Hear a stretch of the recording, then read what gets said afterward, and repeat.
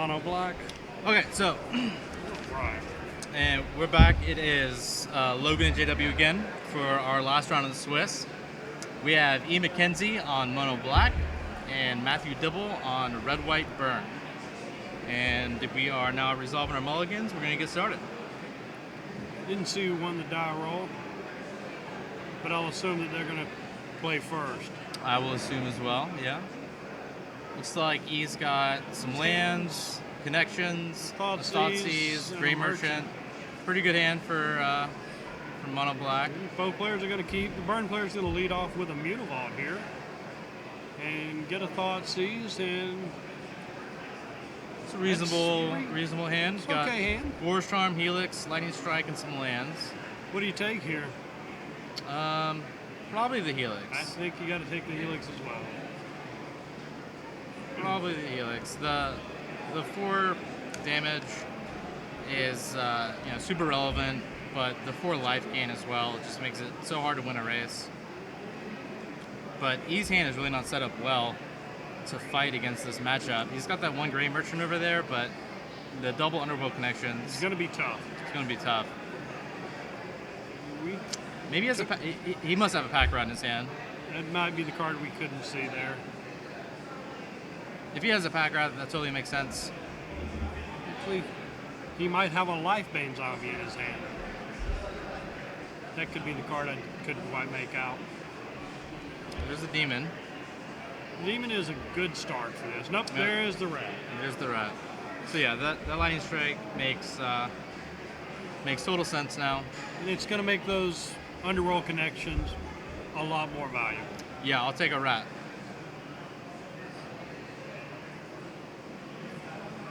Let's fire up the old Mutavault. Right. Quickly down to 14 life.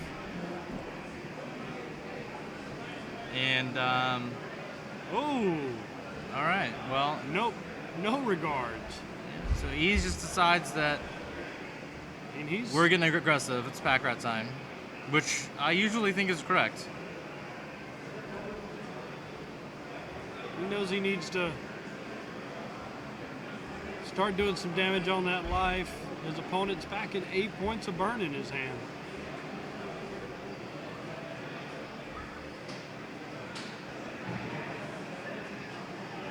And there goes one of those terrible Underworld connections. So I think E's plan should be just make rats. Maybe, I think play your land drops, and then on 5 be able to You're play your gonna need to be merchant. You're going to need to play the Grey Merchant for sure. Yeah.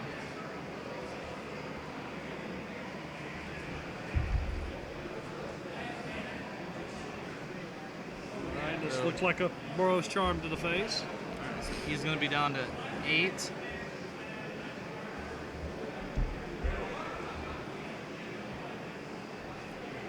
I didn't see whether he kept that scry on the top or the bottom, but it really doesn't matter. They're all pack rats.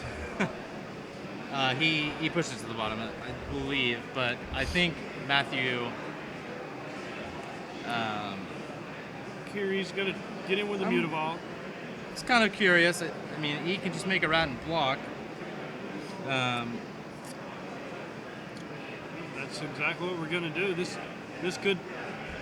We got a shock to finish off the rat. And we're going to shock in a rat. response. There we go. But we can still block. Blocks and trades. That feels like it was a profitable turn for E. It's going to keep him off that Helix mana for another turn or so. Right. He has drawn another Underworld connections here. Another rat, you mean? No, it's a rat, but now we've got a demon. Yeah, Demon's going to be able to end this game quickly, especially if we can hit our 5th land and get Grey Merchant online. I can't see whether that's 2 Boros Charms, if he's gotten another Boros Charm here. All right, that's half of Matt's life.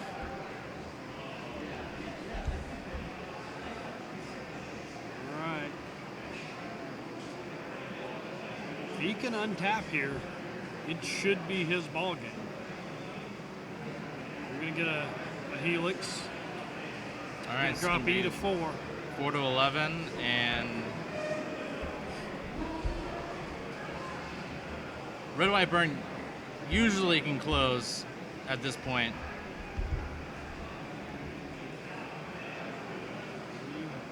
Gonna take a shock here.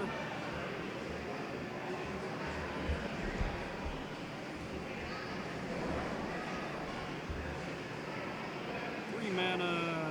Phoenix. Should be a Chandra's Phoenix, I would assume. Maybe a Oh, Banishing a Light. Banishing Light. All right. Very interesting. So we've got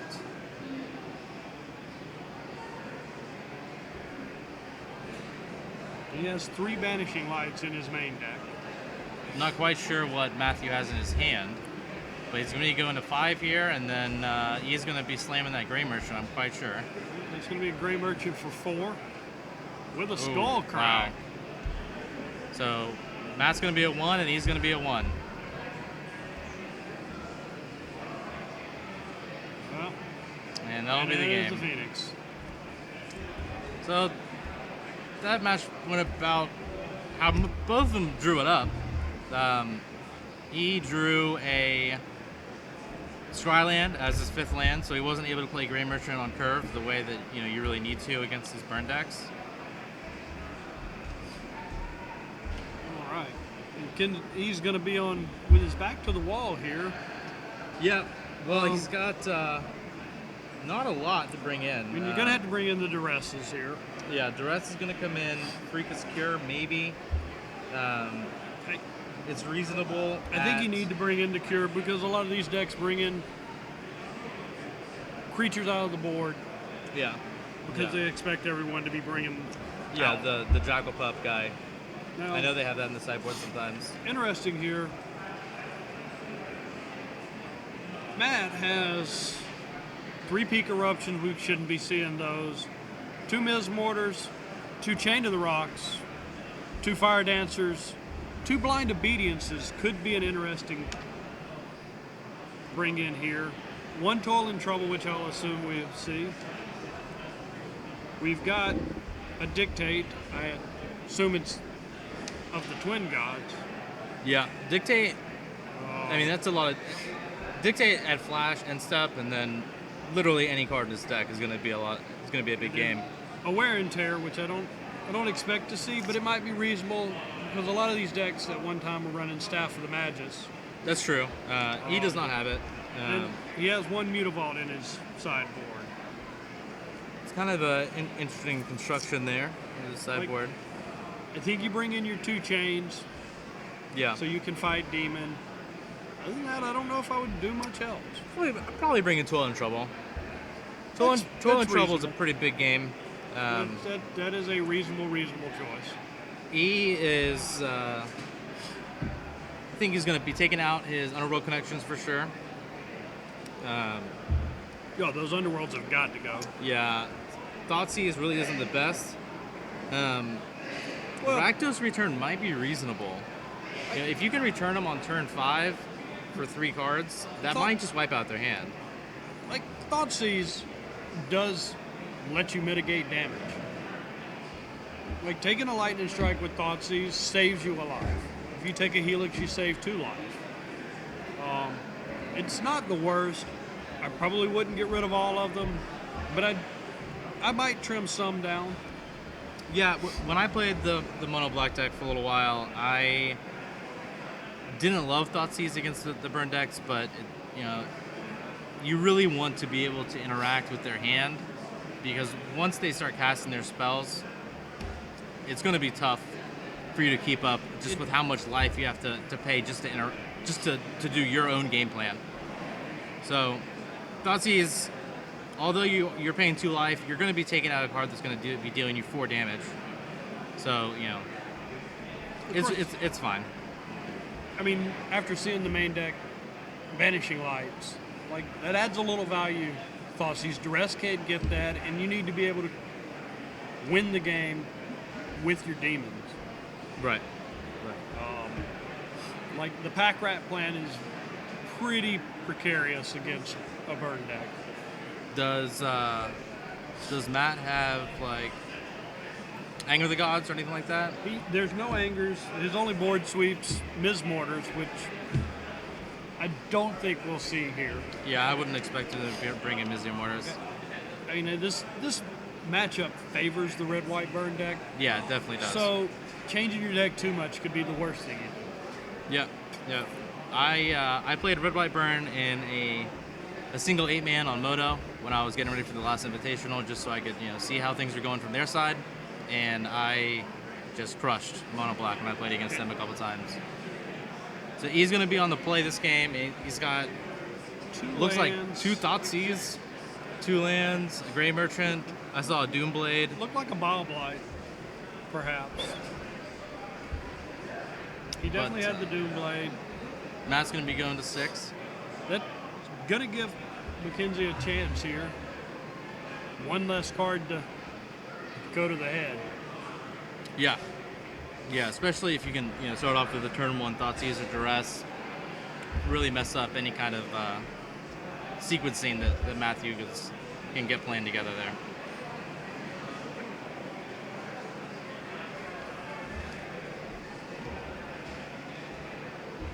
So how much of our top 8 is already set? We got Wellington Ford. It looks like everyone from the 6th seed on up has drawn. Some of those players, we do have 4 players at 13 that are playing and can go to 16 and tie the tables with 15. So that 5-6 matchup should have played. Yeah, it's going to be a close one. One of our 13 pointers does. 2 of our 13 pointers have better tie breaks at this point, but all right. So here we go. So E starts off with a Duress, and we've got 3 lands. Looks like a Phoenix, a Skullcrack, and a Helix. I think you just got to take the Helix again. I mean, I thought you should have taken the Helix the first time, but we had the Pack Rat. Nope, gonna take the Skullcrack. If he has a Gray Merchant... He has a Gray Merchant in hand, so that makes sense. I wasn't sure if he had a Gray Merchant or not. I guess it's reasonable, and Warrior's Helix costs so much mana that, it costs a lot of tempo to do that, to cast that spell. Right. Let's see what we have here. Just a Scryland. Looks like a Pack Rat? Or a Doomblade. Hmm. We've already got a Doomblade. I think if it's a Doomblade, you definitely don't want that. We're going to Thoughtseize again. Okay. All right, so here we're going to take that Helix out. Yeah, you definitely got to take the Helix now.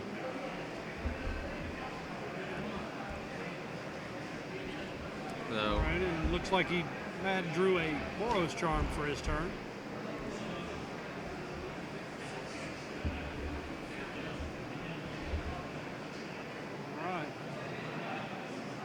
This isn't the blazing start that I know that the red-white burn player wanted to get off to.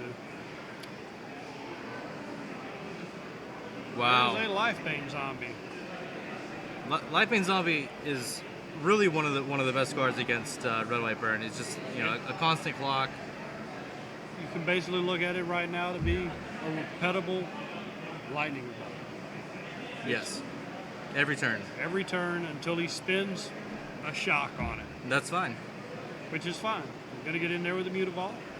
If Matthew keeps stacking with that Mutavault, it's going to get Doombladed, and that's really like the best result for a Doomblade in this matchup. Sometimes you got to make those Doomblades good. Sometimes you do. So I think he should, attack the Mutavault and then hold up Doomblade. Hope that Matthew attacks. See, his hand is a Doomblade. And a Gray Merchant. And a Gray Merchant.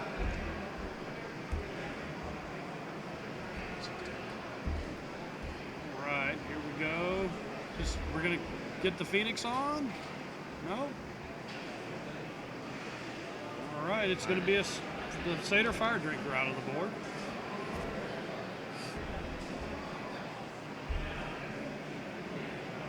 That one's going to eat the Doomblade. I'm surprised. I wasn't expecting him to bring that card in this matchup. Yeah, neither was I.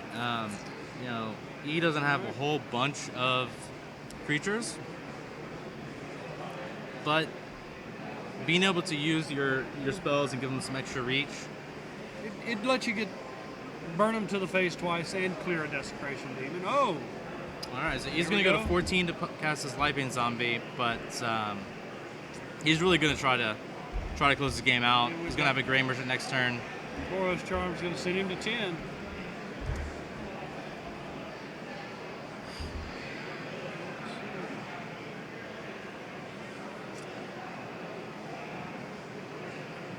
Here comes the Phoenix. Phoenix is going to get in there and put him to 8.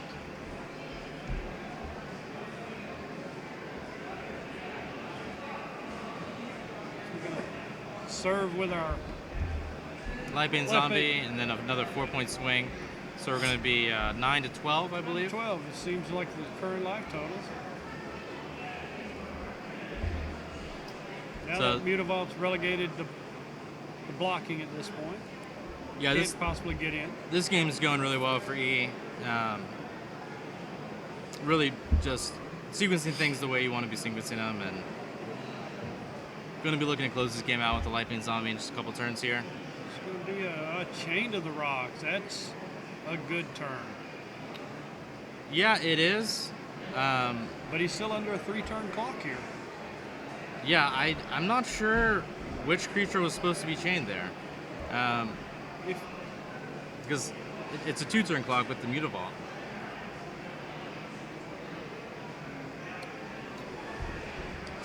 But actually, E can't use the Mutavault because we know that the last card in Matthew's hand is Warleader's Helix, right?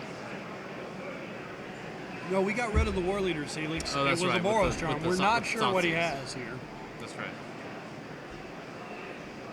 I still don't know. We're if- going to serve, and it's going to go through. And here comes a rat. He'll be on block the Mutavault duty.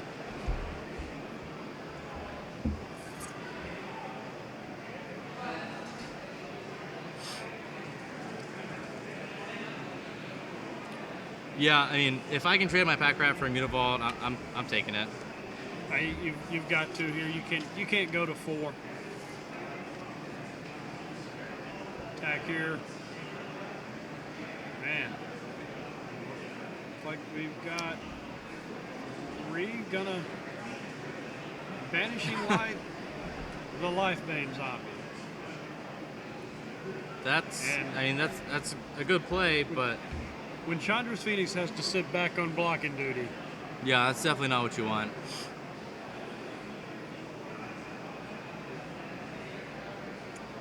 It's an Erebos. Didn't expect to see that still in the deck.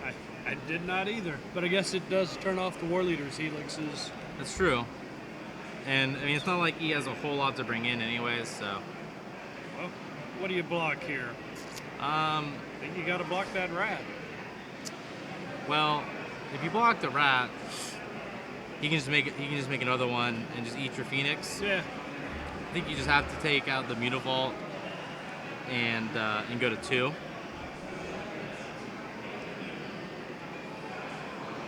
Okay, so E elects to cast the Play the Erebos Erebos. instead of making another rat.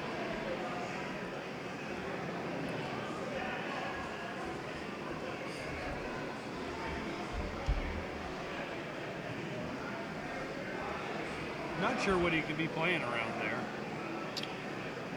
I'm not sure about that. I think I would have just made a rat.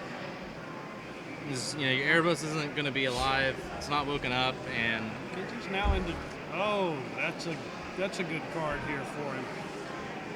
yeah, And a Fire Drinker Satyr.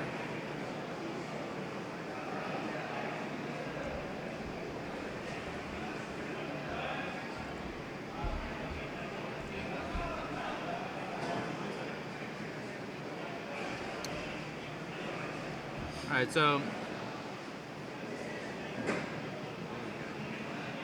Another rat. well, if you know you're just going to draw pack rat, then that might change things. So Matthew just elects to chump block. Instead of going to 1, Chum blocks. If he attacks with both Mutavaults, you know, Just dead on the backswing. well, I don't know. It's pretty Yeah, close. I it think is he very might close. have to block with one of his rats. Just because you can't turn on every card in his deck as an out to win the game on the spot here. Attacking with one doesn't really accomplish much. Looks like what our plan's going to be. Do you gamble that the last card's not a Yeah. Boros Char? I'm not really sure if you're supposed to block here or not.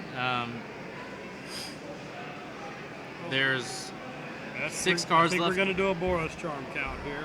Yeah, we know that one's gone already, and Warrior's Helix now is not an out, so it's just the last 3 Boros Charms in the deck. He's Yeah, so Gonna trade. he's going to take the safe route, just trade. Which I think is fine. It's totally fine too.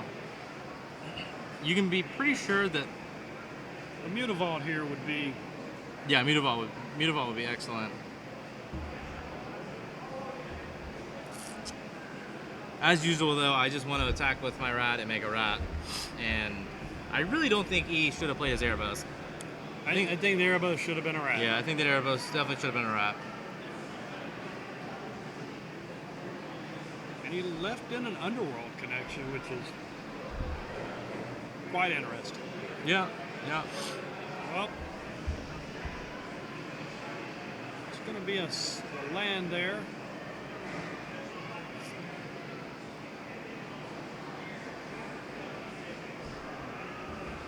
Yep. And he's Well- going to pack it in. He wasn't dead. He wasn't dead, but he wanted no more. All right. All right. So he levels it up at 1 apiece, and looks like they're going to go check out their sideboard. Not sure if I love the use of Erebos post board, and I definitely don't like the Underworld connections. Yeah. Those cards would not be in my deck post board against Red White Burn, but what are you bringing in though? Like I think I'd rather have we have the 4 Rakdos Duress, returns. 4 Duress, 2 Freakish Cure, and I would bring in the Rakdos return. That's 8 cards. I'm taking out the Underworld connections, the Erebos, that's 5, and probably 2 Thoughtseize, that's 7, and maybe Hero's Downfall.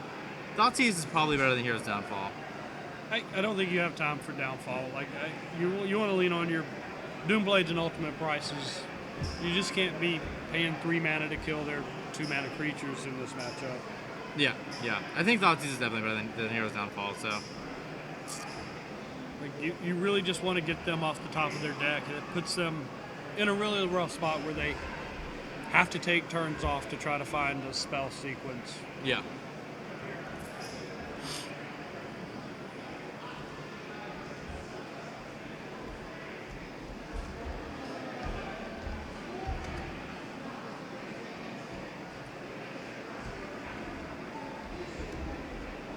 So it looks like we're shuffling up for game 3 here.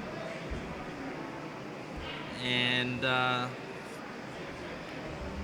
assume Matthew's going to be on the play here for the... I wouldn't want to be on the draw if I was Red White Burn. No. Definitely want to be playing first with Chandra's Phoenix in your deck.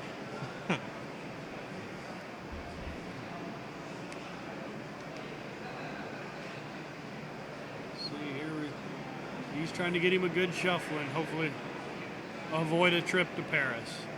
Yes, we're all always trying to avoid trips to France. The good old mulligans. So, getting a good shuffle and cut here.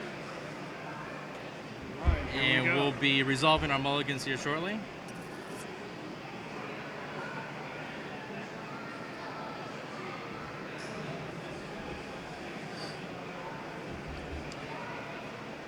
Alright, looks like he's got a temple, a merchant, Thoughtseize, a swamp. And a Hero's Downfall. Yeah. And Matthew's And a pack quick rat. going back to 6.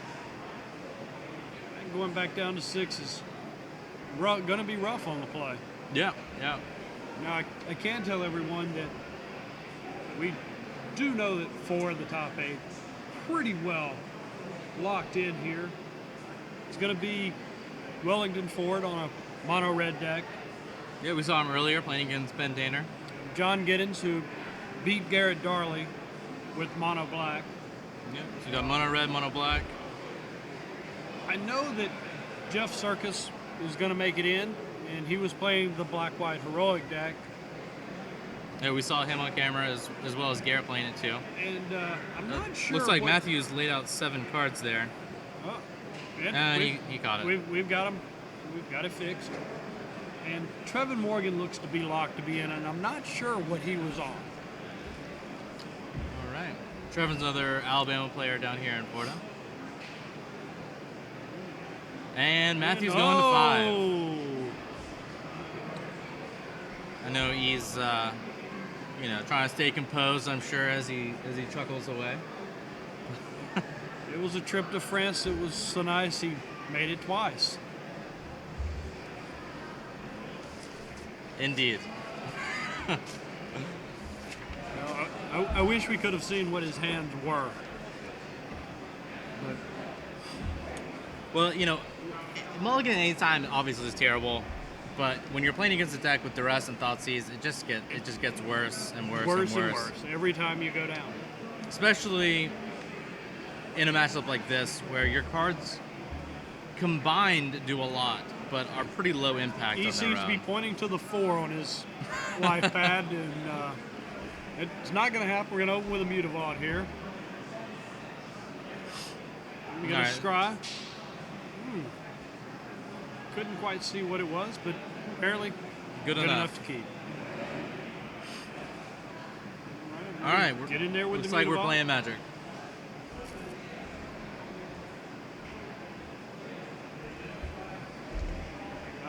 I imagine this turn we'll get to see what Matt's working with. No, we're going to just go to the rat. It is rat time. I pretty much always think that it's time for rats. Like, you have to convince me that it's incorrect. If you've got a rat, you've got to make them deal with it. He's going to get a scry on. He's thinking pretty hard about this. He's going to keep it.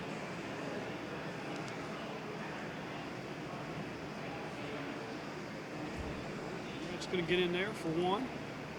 This is really a good start for E. Getting Pack Rat down, get that going, hitting your land drops at the same time so you can play a merchant and just really close out the game quickly at that point.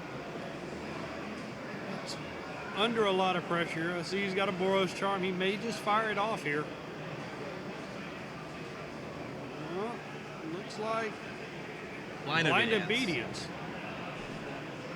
That's, Well, now, that's going to slow down the Pack Rat plan a little bit here. Well, not really. All he has to do is just play him in his in the end step, and then they untap. Look at that. So, If Matt can hit a few land drops, he's going to be able to get some historic triggers out and maybe buy himself another turn. yeah, anything's possible. But I mean, he is on a Maul to 5.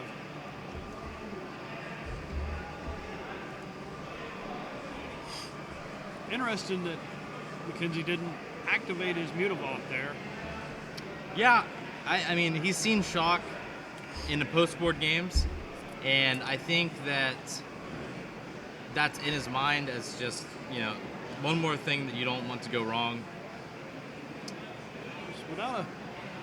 Without another white source, that blind obedience isn't going to be able to do a whole lot of work. Comes rat number 3. We're gonna lightning strike the original rat here. Yeah, so doing this in response, it plays around the Mutavault being able to save it.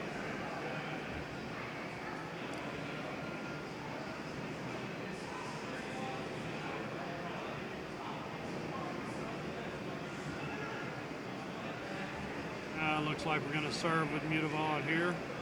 Yeah, so you can see here, blind obedience just not really slowing down Pack Rat. Just really not doing anything there. It's attacked for 6-8. Yeah.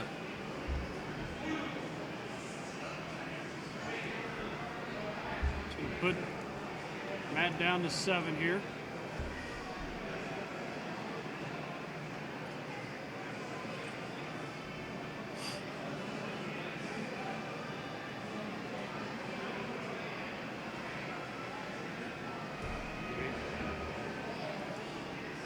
All right, so missing the short trigger, I guess, Yeah, we had a short trigger here. and E is going to be at 15, I guess. That's correct.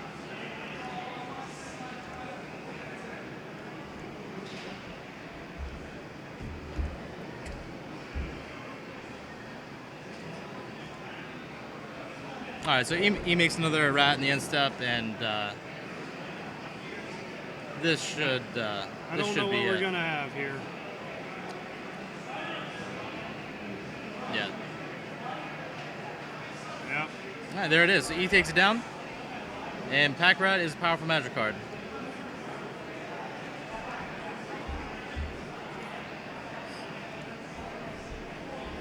All right. We'll figure out